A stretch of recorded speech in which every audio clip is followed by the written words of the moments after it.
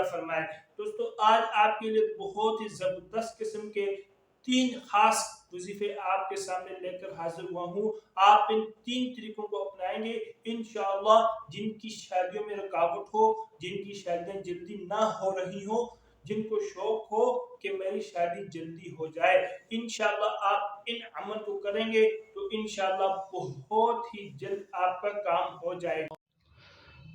اللہ اللہ اللہ اللہ۔ السلام علیکم ورحمۃ اللہ وبرکاتہ۔ دوستو میں ہوں قاری محمد آصف اور امید کرتا ہوں آپ احباب بھی خیر و عافیت کے ساتھ ہوں گے۔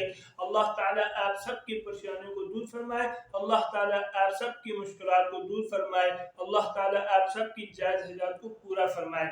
دوستو آج آپ کے لیے بہت ہی زبردست قسم کے 3 خاص وظیفے آپ کے سامنے لے کر حاضر ہوا ہوں۔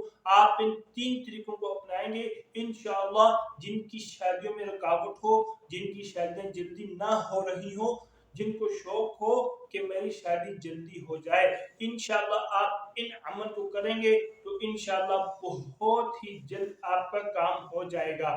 یہ بہت ہی مختصر سے وظیفے ہیں، آپ چلتے پھرتے بھی ان کو پڑھ سکتے ہیں۔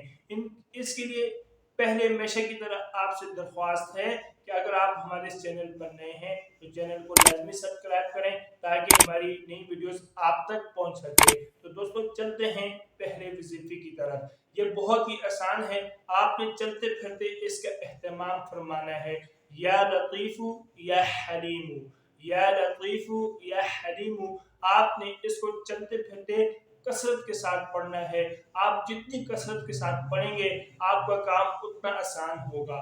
دوسرا ہے یا فتاح، یا فتاح، یا فتاح، اس کو فجر کی سنتیں پڑھ کر دونوں ہاتھ سینے پہ رکھ کر 70 مرتبہ اس کو پڑھیں۔ اور تیسرا ہے یا سمیع، یا سمیع، اس کو بھی آپ چلتے پھرتے کثرت کے ساتھ پڑھیں۔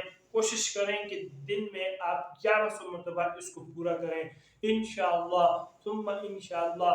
آپ یہ تینوں عمل کریں، بہت جلد جن کی شادی نہ ہو رہی ہو ان کی شادی ہو جائے گی، اور جن کی شادی میں رکاوٹ ہے وہ بھی ختم ہو جائے گی، اور جن نوجوان کو شوق ہے کہ میری شادی جلدی ہو، انشاءاللہ ان تینوں وظیفوں کو اپنے ذہن میں رکھ کر یقین اور اخلاص کے ساتھ کریں، انشاءاللہ جلد ان کی شادیاں بھی ہو جائیں گی۔ دوستو اگر ویڈیو اچھی لگی ہو اور آپ چینل پر نئے ہوں تو چینل کو لازمی سبسکرائب کریں تاکہ مزید ویڈیوز آپ تک پہنچ سکے، اور اپنے بھائی قاری محمد آصف کو بھی دعاؤں میں یاد رکھیے گا۔ اللہ حافظ۔